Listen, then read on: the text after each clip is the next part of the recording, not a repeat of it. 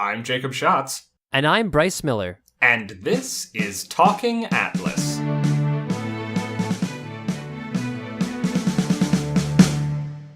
Hello everyone, and welcome back to Talking Atlas. We are here to once more bring you delightful discussion of Guilds of Ravnica spoilers, this time with the addition of one Jacob and the subtraction of one Jacob's mouth sore. Hooray!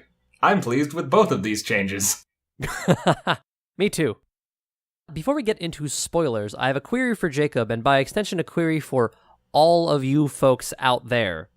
Something that comes up every time we go to a setting with really clear factions is conversation of what those factions mean and how people tend to identify with them. So I'm curious for you, Jacob, and for our listeners afterwards, don't all shout at once. Of the Guilds of Ravnica guilds, which one do you most closely associate with? What does your character match best? I've actually taken a bit of thought about this because I think my answer is the same as when we have gone to Ravnica in the past, but the way that Guilds of Ravnica is displaying each of the guilds has me thinking a little bit harder about this question. In the past, I would not have identified with the Dimir at all, for example, but the way that they are being portrayed in Guilds of Ravnica is almost softer, a friendlier, more neighborly Dimir. Admittedly, with still a lot of assassinations, but I don't know, there's something about the way that they're being displayed in this set that isn't as alien or nasty as they have been in the past. You're totally right.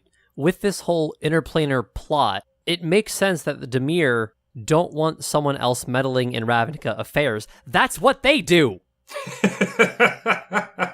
So while it feels weird for the Dimir to be, quote-unquote, and these quotes are quite large, the good guys, it's completely understandable that they would counter-meddle the meddlers. So you feel at least a bit closer with the Dimir, but is that the guild that you feel is the strongest tied to you right now? No, I went back and forth on it, and I really like the way that the Dimir are dressed in this set, but I think, as ever, out of the 5 from Guilds of Ravnica, I gotta go with the Izzet. There is something about toying with the fabric of the universe for its own sake, just to see what happens, that I adore. And that's basically what being a software engineer is, right, Jacob?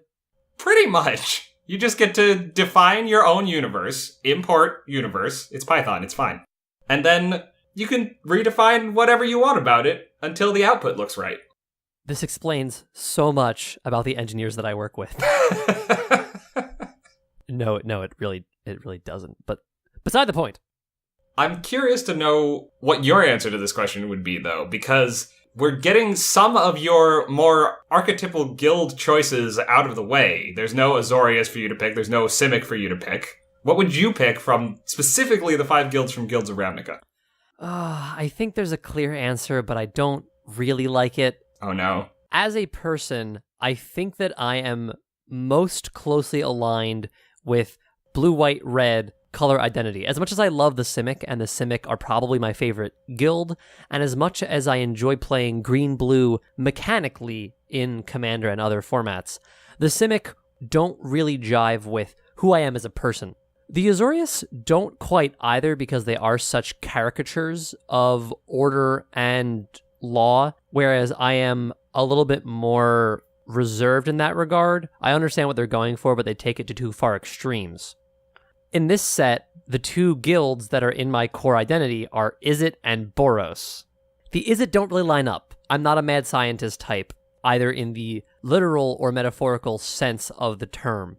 I don't tend to like learning things through wild experimentation. Every now and again, maybe I'll give like a, we're doing it live, but usually it's not my process. Which means that despite all of my distaste for their mechanics, I think the Boros are the guild I'm mostly aligned with in this set.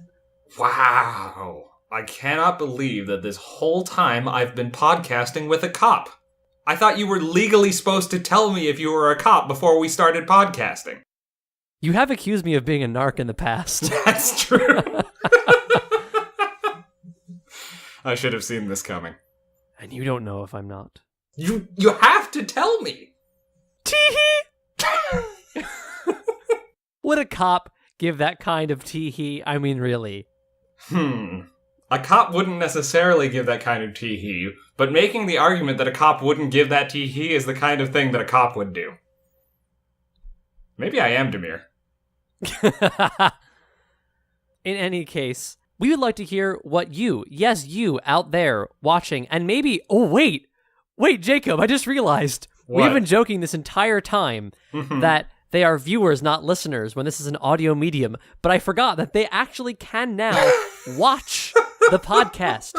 So in a very exciting turn of events, we have begun posting the podcast on our Opal Nebula YouTube channel. After this episode, or maybe even during it, check out the comments, not the comments, those are terrible, the comments.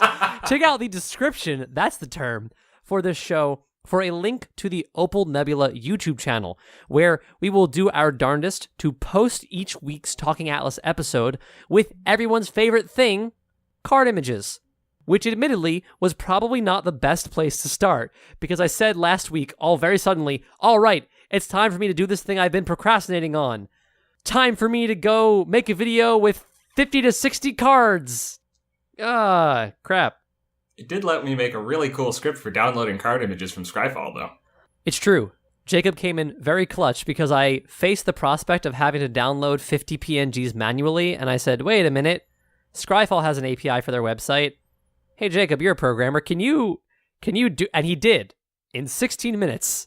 I shot lightning through sand and made it do math really quickly, because that's all that computer science is. Maybe I am, is it? Oh my god. So, yes, go watch that. But, jokes about viewers versus listeners aside, you should find us on social media, which isn't hard, because we'll tell you where to find us, and tell us which guild in Guilds of Ravnica you most closely associate with, and why. You can find me on Twitter, @walking_atlas, and you can find Jacob anywhere you find someone named Frogger, spelled Phrawgger.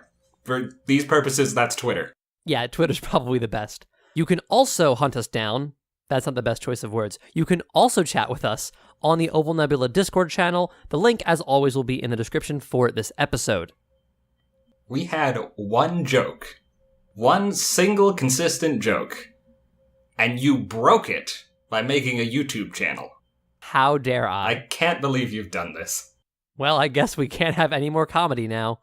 No more comedy on the show. It's just reading all the cards from the spoilers and no jokes. In maximum monotone. The next card is Arboretum Elemental. It's 9 mana, but it's fine because it has Convoke. Okay, I can't. It's fine as commentary. You can't include that. Sorry, yeah, that color commentary has too much color to it. I need some really bland gray commentary. Well, Jacob, I spent plenty of time last week talking about cards that I thought were interesting. You should start us off this week on something that you enjoy. Let's talk about Radha the Silencer. Radha the Silencer is 2 blue-black for a legendary creature vampire assassin. She's a 3/5. She cannot be blocked. And she's got a fantastic, gigantic triggered ability when she deals combat damage, so strap in. Whenever Radha deals combat damage to a player, exile target creature that player controls and put a hit counter on that card. That player loses the game if they own 3 or more exiled cards with hit counters on them. Radha's owner shuffles Radha into their library. I'm not much of a deck builder, but every now and again, they print a legendary creature that makes me go, I gotta build a deck around that. And Radha is that creature for this set. This alternate win con, or I guess alternate kill con, feels like a more playable version of something along the lines of Phage the Untouchable. Phage kills a player when she deals combat damage to that player. Radha is worse, yes, but she inspires more inventive lines of play in order to get her ability to work for maximum effect. Now, in Commander, in all fairness, you can just, instead of shuffling her into your library, put her back in the command zone. I guess I would like to try to circumvent that in the deck that I build here, with lots of effects that would get around the fact that she'd have to cost more or get shuffled away. For example, if you, in response to this trigger, sacrifice or flicker or bounce Etrata, she will not go either to the library or the command zone. If you flicker her, she'll just come back as a different permanent. If you bounce her, she'll go to your hand, and if you sacrifice her, she'll go to the yard. But the trigger won't be exiled. The trigger will still resolve. So in this way, you can build a deck around cheating her back into play or just trying to build your entire deck around not having to put her in the library or the command zone. And that seems like a really fun and flavorful way to picture an assassin that is bouncing from rooftop to rooftop, killing off creatures willy-nilly. The fact that you have blue in your color identity probably means you can get away with using exclusively flicker spells to do it. I think you could totally choose to build a Reanimator deck in which Etrata is one of your win conditions, but if you're trying to utilize her and primarily her, flicker seems like your most efficient option. Also, Etrata feels like the kind of card that succeeds at being what Cypher was trying to be as a mechanic. I referenced Cypher last episode. In brief, it was the Demir's mechanic from Return to Ravnica block. It was on instants and sorceries, and after they resolved, you could, quote, encode them onto a creature who, on combat damage, would recast the spell. And it gave you an idea of, yeah, the Dimir are sneaky, they push through your lines and they get things done. But they do it with this magic that you've encoded onto. What does that even mean? Did you write up a script and you're like, here, once you get there, press run, and this will execute. And none of these, not literally running, not literally executing, but these are both things the Dimir can do. What I'm trying to say is, fantastic flavor for the guild. That's really it. I could have said that in a sentence. Much in the way that Cypher could have just been auras, that sentence could have been more straightforward. Yes, I was trying to illustrate a point, see? Aha! Now to address a different point. A very weirdly shiny point. There's one other legend we haven't discussed that has now been spoiled, and that is Tajik, Legion's Edge. 1 red-white for a 3/2 legendary creature human soldier. He's got haste, and Mentor, whenever he attacks, put a +1/+1 counter on target attacking creature with lesser power. Prevent all non-combat damage that will be dealt to other creatures you control, and red-white, Tajik Legion's Edge, gains first strike until end of turn. Regrettably, I find this Tajik to be very similar to the new Aurelia. He's fine, like he's a very well-costed creature with a lot of upside, but he's not an interesting commander. At best, I think what you have is a red-white control deck that uses damage-based board wipes to control the game, as the unique strategy that Tajik enables, but even that's not terribly interesting. And please, Jacob, if you can manage, explain to me, what is going on in Tajik's art? His sword is belching fire, and this man is glistening like sunlight off of the accidentally parabolic windows of a skyscraper. Why is he doing that? He's very shiny. I have to wonder what the foil for this card is going to look like, because it's either going to look outstanding or very fake. Whatever the outcome, don't stare directly at it for too long, you'll go blind. I think that the fire on the sword is really the thing that puts this over the edge. Yes, there's a ton of shine on his art and his armor. I think that's manageable, but the fire coming out of tiny points on his broadsword just makes it look like an action figure. You know how back in the day you would have action figure lines that would come out for cartoons, and the armor or the gear or the weapons that came with those action figures wouldn't actually ever be in the show.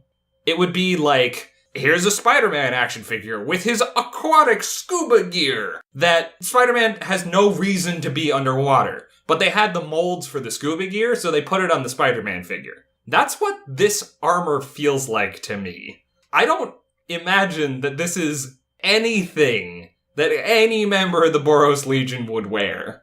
And it looks like a tie-in toy that's been strapped onto a recognizable character. What I really don't like is the idea that the glistening armor is the preventing non-combat damage, and the fire sword is what gives him first strike. Oh no.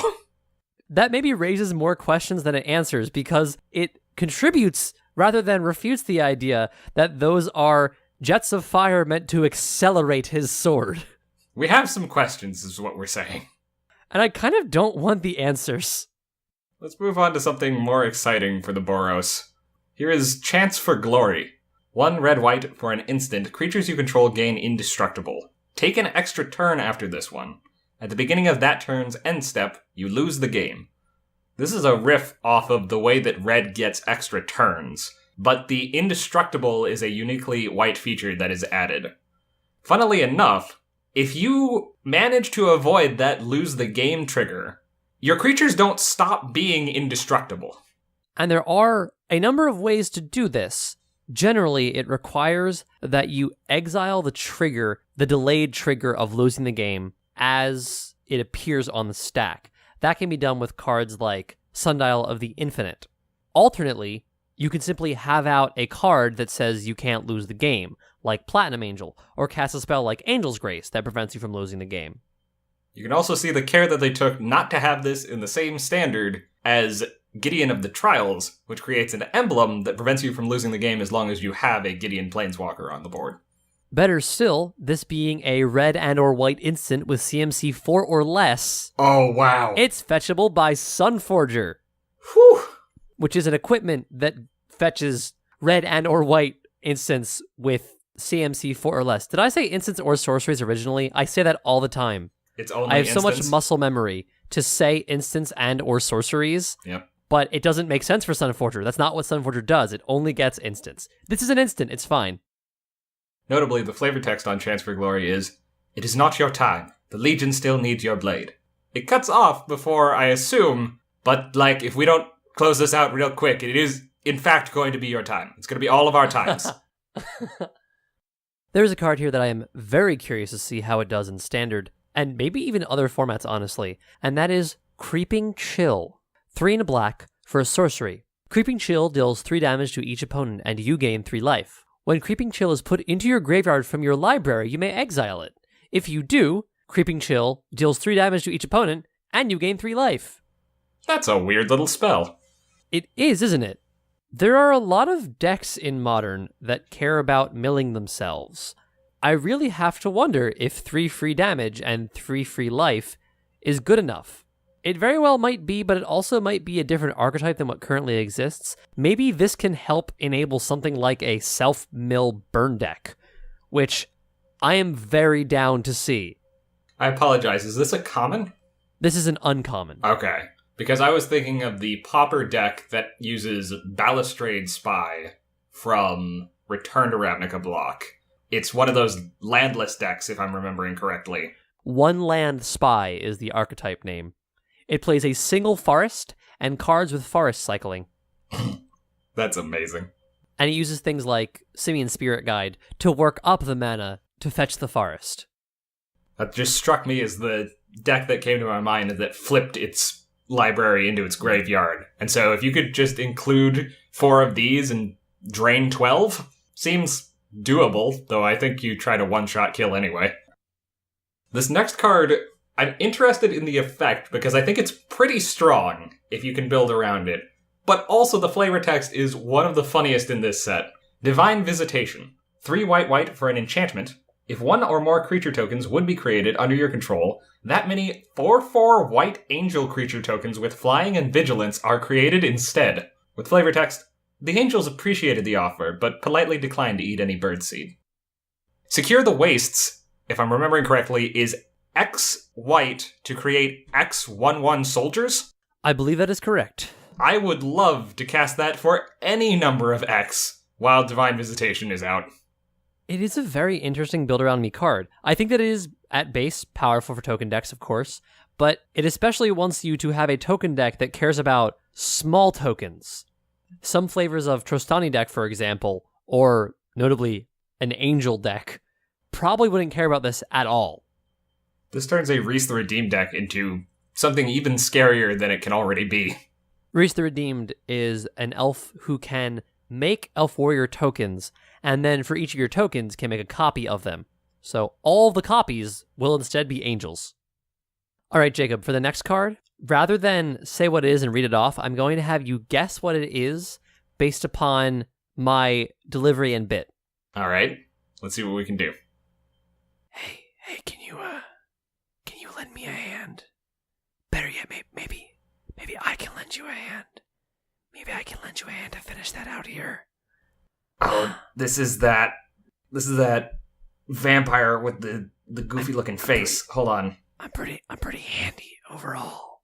Like, just more than I can really hold on. How can I hold all of these hands? I'm just scrolling through the spoiler here to make this stop. You would definitely lose because there's a lot of hands for the hand-to-hand. They really had to hand it to me when I was studying in demon school because no one got more hands than I could. Alright, now I'm not so sure. If anyone can, the handyman can. Doom Whisperer, enough. Thank you. Oh, God. Oh, sorry, you started by asking for like a handout or something, and I went with the other whispering snitch that's in this set. Oh, so okay. I didn't recognize that right on the same line, right next to the card that we just talked about, was a demon that's just covered in hands. It is absolutely, it's very handy. It's not quite as handy as 100-handed one, but it's pretty close. It's very close. Would you like to read this card? Not really. No, I will. Doom Whisperer I'm sorry. That's why I was whispering, by the way. Is 3 black for a 6/6 creature nightmare demon. It has Flample, that is flying and trample for those following along at home, and Pay 2 life, Surveil 2, which as a reminder means look at the top 2 cards of your library, put any number of them into your graveyard, the rest on top in any order. Because apparently, where we used to have demons that had high power and toughness for a low mana cost with a big drawback, we instead have demons with a higher power and toughness than their mana cost with upside. Sure. Keywords, fantastic, activated ability. Why not? I wasn't here last week to say this, but I love Surveil as a mechanic. I play a lot of graveyard-centric decks, by which I mean the one commander deck that I play the most regularly is a graveyard-centric deck, and the fact that we now have a mechanic in blue-black that, for my purposes, is better scry is fantastic. And it's such a straightforward concept. You don't need complex mechanics to have a fun time playing Magic. Sometimes the most rewarding things in Magic, or really in any game, is something that is simply resonant and an action that is itself fun to do. I've paused to think about that concept a lot lately because I recently acquired a virtual reality headset. I've been playing Gobs upon Gobs of Beat Saber, which is a motion control based rhythm game. It is fantastic, and really that game has essentially one mechanic. You have lightsabers, you hit boxes with them, but the core experience, the act of doing that itself, is just fun. And in a similar, if very different environment vein, you have something like Surveil. You look at your deck, you decide what goes in your graveyard. It's straightforward, but that doesn't mean it isn't itself satisfying. For another graveyard-centric card that is going to be played in much different contexts, Mnemonic Betrayal is 1 blue-black for a sorcery. Exile all cards from all opponents' graveyards. You may cast those cards this turn, and you may spend mana as though it were mana of any type to cast those spells. At the beginning of the next end step, if any of those cards remain exiled, return them to their owners' graveyards. Exile Mnemonic Betrayal. This card is so tough to evaluate, in my opinion. A lot of people have been saying that this is going to be great tech against Storm in older formats. I think at a lower level of play, probably. But Storm usually tries to kill you all at once, and doesn't like to waste resources getting incremental damage while that's happening. So if you're able to play this and get a bunch of free artifacts and other Storm cards back to win, then something has gone terrifically wrong for that Storm player. And we mean terrifically wrong before you intervened. Correct. However, that's not going to stop me from trying to make a fun pet name for this card, like Yawgmoth's Won't. That's to be contrasted with Yawgmoth's will, just to be clear. There are 2 more story spotlight cards that we need to talk about, in no particular order because they're not numbered this time. The first is 1,000 Year Storm. 4 blue-red for an enchantment. Whenever you cast an instant or sorcery spell, copy it for each other instant and sorcery spell you've cast before it this turn. You may choose new targets for the copies. Flavor text: Ral's storm crackled with mystical detections. Planeswalkers were infiltrating Ravnica. I'll get the mechanics out of the way because they are fun. This card turns instants and sorceries into storm spells. Hence, 1,000 Year Storm. This, combined with the flavor text of the Is It Guild Gates, and I think also with the Steam Vents for this set, suggests that Ral has completely usurped the Is It Guild and is using all of its resources to do an upgraded version of Project Lightning Bug, which was his little tool that he used to track Planeswalker sparks as they moved across Ravnica. Or rather, as they entered or left Ravnica.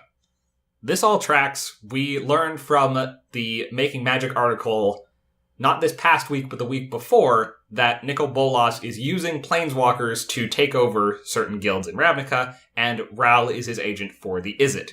What's more intriguing to me is the other Izzet enchantment that has a Story Spotlight watermark on it, and that's Firemind's Research. Firemind's Research is blue-red for an enchantment. Whenever you cast an instant or sorcery spell, put a charge counter on Firemind's Research. 1 in a blue, remove 2 charge counters from Firemind's Research, draw a card. 1 in a red, remove 5 charge counters from Firemind's Research. It deals 5 damage to any target. This card doesn't have flavor text, but what it does have is Niv Mizzet working on some project and holding in his hand a ball of electricity, like a distinct ball of electricity. Oh no. A ball of sparking electricity. Oh no. I think there's That's a not non-zero good at all. chance that Niv Mizzet is going to figure out how to use Ral Zarek's upgraded Project Lightning Bug to transfer a Planeswalker Spark into himself. Oh no, I'm so concerned. I am so very concerned now. I wasn't concerned before, but I am now. Right? I didn't realize that until I looked at these 2 cards next to each other. And I think the most intriguing part of this is, I don't know which is more likely based on the way that the story is shaking out mechanically.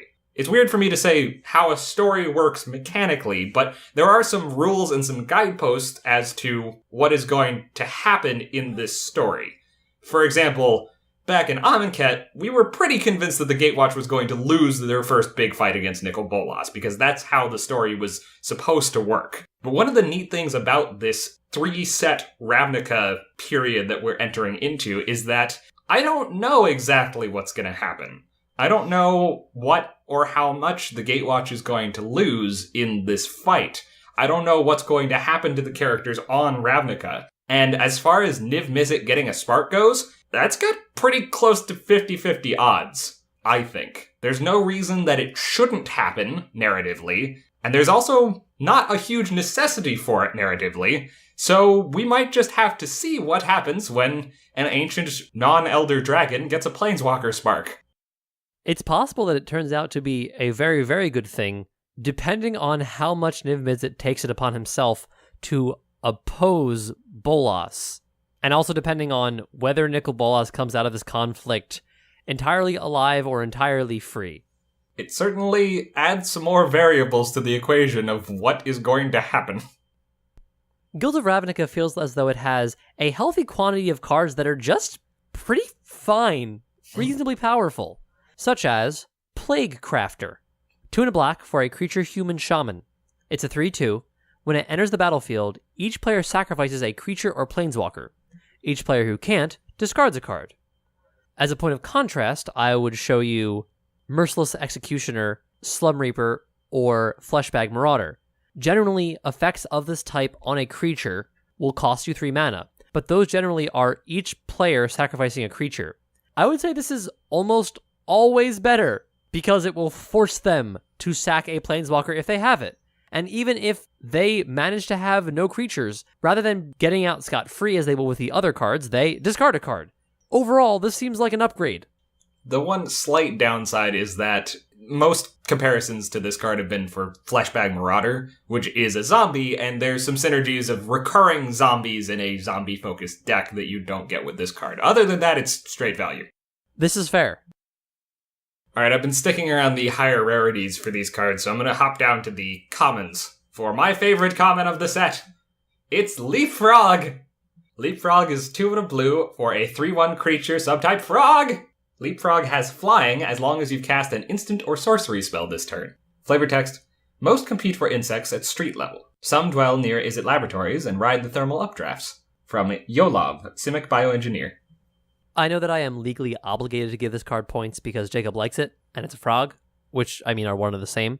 I am also more than happy to give it points for a really excellent piece of art. Compositionally, it feels very nice. You have a very clear focus on the frog to the right of the frame. You have it looking back down at the scene below it to indicate where it has come from. It's a nice, striking shade of blue. It contrasts very well with the building it's next to and the autumn colors down below. Altogether, very pleasing composition. The other thing that this card does that I appreciate, besides being a frog, which they didn't have to do for me, but they did, and I thank them for it. But the other thing that it does well is in the flavor text. It uses the real estate of flavor text to remind the audience that there are 5 other guilds out there. I mean, not all 5 in this flavor text, but the commons in this set do take the time to reference the other 5 guilds, so that players who haven't been to Ravnica before get the indication that more is coming, that there's more to this world. There are a couple of commons that reference the Gruel very strongly and give us some indications for where the story is going next set. But there are a few that reference characters from the Simic, voices from the Simic Combine. And it's neat that they can just take this cute little frog and use it to serve the needs of the rest of the set and the other products that they're putting out this year. Also, it's adorable. It's really cute. It's very similar to what I think is the stereotypical Amazon tree frog, except it's blue. Bright blue. That's how you know it's poisonous, usually. But in this one, I think it's just full of mana. Probably. Next up, Risk Factor. 2 in a red for an instant. Target opponent may have Risk Factor deal 4 damage to them. If that player doesn't, you draw 3 cards. Jumpstart, which means you may cast this card from your graveyard by discarding a card in addition to paying its other costs, then exile this card. Punisher mechanics have a curious and drawn-out history in Magic the Gathering. At least one set, I want to say maybe Prophecy, had Punisher mechanics in red as a mechanic, like as a thing that red did more than once in that set. The idea of a Punisher mechanic is usually that your opponent has a choice of taking damage or letting you do a thing. Oftentimes, that thing is very out of character for red, such as drawing 3 cards. The only other time in recent memory that we have seen a Punisher mechanic on a red card was Combustible Gear Hulk, which was either you draw 3 cards or you mill 3 and hit a player for the sum of those cards' converted mana costs in damage.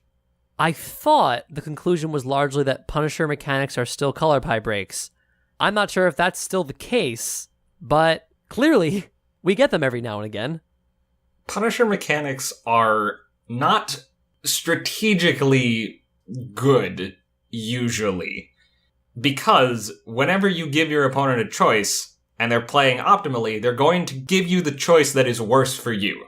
They're going to pick the option that is apparently the worst thing for you. So you don't want to give a card that gives your opponent a choice that lets them set you back in some way. This is still mostly true, and I'm saying this as sort of a caveat so that my Spike friends don't try to throw me out a window. However, I think that Risk Factor is an interesting card because the utility of Jumpstart lets you cast this again at the point of highest pressure on your opponent, where making that decision and making the wrong choice for that decision is going to be much more costly in the long run. And also, you can get this effect twice if you cast it once from your hand and then from your graveyard. So it's almost worth like 1.5 cards. I like Jumpstart as a mechanic a lot. Here is a Boros card that does an okay impression of Boros Reckoner. True Fire Captain is red, white for a 4/3 creature human knight. It has Mentor, and whenever it is dealt damage, it deals that much damage to target player. Unfortunately, Skred has moved away from having Boros Reckoner and, well, Skred as its win con. Otherwise, I would be using these as the 5th through 8th Boros Reckoners in the Skred deck that I always say that I'm going to build. You're saying it would replace Spite-Mare as Boros Reckoners 5 through 8? Now I have to think about that. Because Spite-Mare is way more flexible to cast at the same mana cost. That is correct. It is 2 hybrid. But it's also a 2/2? It's a 3/3. Oh, okay. Well, maybe this isn't that much better than Spite-Mare. Which just means that it's going to be 9 through 12! Yes, exactly. That's what you need is a modern deck that gives you an excuse to play every single one of them. Modern red and white devotion? Question mark? It's 12 rec. I don't think that any of these are racks. No, 12 rec. Oh, no, you're right. You're totally right. Sorry. That took me way too long. Next up, Mausoleum Secrets. It's 1 and a black for an instant. Undergrowth. Search your library for a black card with converted mana cost less than or equal to the number of creature cards in your graveyard. Reveal it, put it into your hand, then shuffle your library. I get the feeling this card has a few too many restrictions to be really competitively powerful. A 2-mana instant tutor is great, but only a black card constrained by the number of creature cards in your graveyard? Maybe not as good. Also, another query for you, Jacob. What on earth is happening in this art? And can you convince me that it isn't a bug vomiting on a member of the Golgari? No, that's pretty close. Yeah. Let's zoom enhance. Yeah, let's not zoom enhance. No, pull back. Retreat. By the way, I think that Mausoleum Secrets is a fine card because Exhume is 2 mana. So I expect this to be tried, if not successful, in Reanimator decks in older formats. Exhume is 1 and a black for a sorcery for each player to put a creature card from their graveyard onto the battlefield. I don't quite understand why I'm the one talking about all of the Boros cards today when we've established that you're the cop, but I digress. This next card is Sky Knight Legionnaire. 1 red-white for a 2/2 creature human knight with flying and haste. With flavor text, squadrons of Sky Knights are available for deployment around the clock, capable of reaching any district in the city within minutes. This is a perfectly okay card for limited. It's decent filler, it's an aggressive card, but the most important thing about it is that it is the only card, with the exception of the Shocklands, that has been in all 3 Ravnica blocks. It was originally printed in Ravnica City of Guilds, got a reprint in Gatecrash, and has seen its 3rd non-reprint set reprint in Guilds of Ravnica. And it has had a different art for each Ravnica set, which is also pretty neat. A card that plays quite well into one of my Reanimator decks is Gruesome Menagerie. 3 black for a sorcery. Choose a creature card with converted mana cost 1 in your graveyard. Then do the same for creature cards with converted mana costs 2 and 3. Return those cards to the battlefield. Flavor text, variety is also the spice of death. Sevraya, Golgari Shaman. I referenced a few times before in the podcast my Karlov's Revolving Door deck, which is both a life gain deck, a weenies deck, and a small creatures reanimator deck. White-black small creature reanimator is an archetype that Wizards has been building into more and more every now and again, and this seems a pretty powerful addition for the likely 3-for-1 in that deck. My favorite artifact card in this set is Rampaging Monument. Rampaging Monument is 4 mana for an artifact creature cleric. It's a 0/0, it has trample, and it enters the battlefield with 3 +1/+1 counters on it. Whenever you cast a multicolored spell, put a +1/+1 counter on Rampaging Monument. Flavor text, be advised, suspect is 9 stories tall, marble hair, answers to Saint Gustav. There's something about artifact creature cleric that, even without the flavor text, is funny in and of itself. This isn't a cleric construct. No, this is a cleric. This is a cleric that's been put into a statue. That caught me off guard too. I was expecting it to be a golem or a construct, and actually maybe that does make sense. He's a saint. He's not a statue. And he can't be stopped. Make way for Gustav. And the last card that we will talk about today is Capture Sphere. 3 and a blue for an enchantment aura. It has flash, enchant creature, and when Capture Sphere enters the battlefield, tap enchanted creature. Enchanted creature doesn't untap during its controller's untap step. This is a Pokeball. That's what I was wondering. Mm-hmm. It's a sphere that takes a big old creature, puts it into a little bitty space, and doesn't let it move around. This is a Pokeball. But how can you know that the Pokemon can't move around inside the Pokeball? Well, at the very least, we don't see it moving around from the outside after the first 3 clicks, I guess. This is true.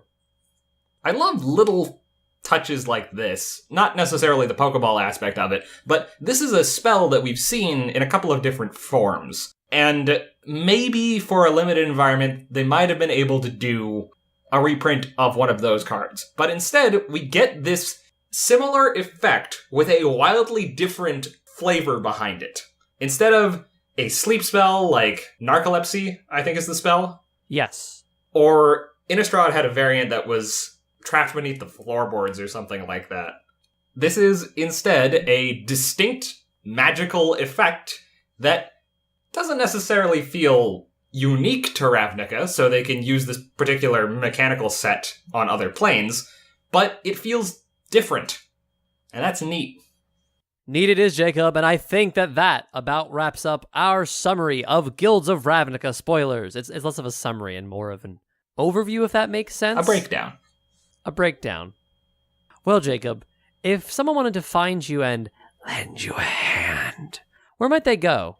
They can find me anywhere they find someone named Frogger, spelled Phrawgger. That's Twitter, that's Tumblr, that's Reddit, and please, please don't talk to me like that. Okay. Thank you. No problem. It just makes you sound like really, really close, and I'm not into asthma.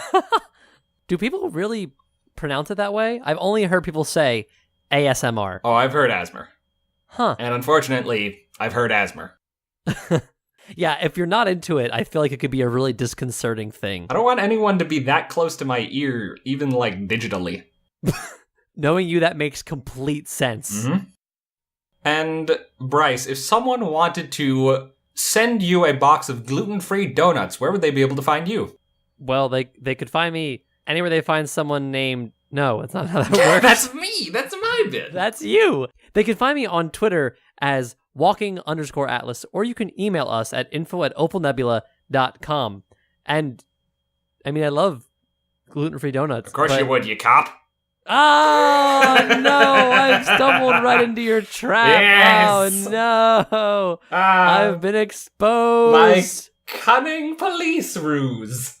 For more Talking Atlas, but assuredly not more donuts, check us out on iTunes, Google Play, or our website, opalnebula.com. And if you've enjoyed what you've heard today, please consider finding us on Discord. The link to the Opal Nebula Discord will be in the description for today's episode.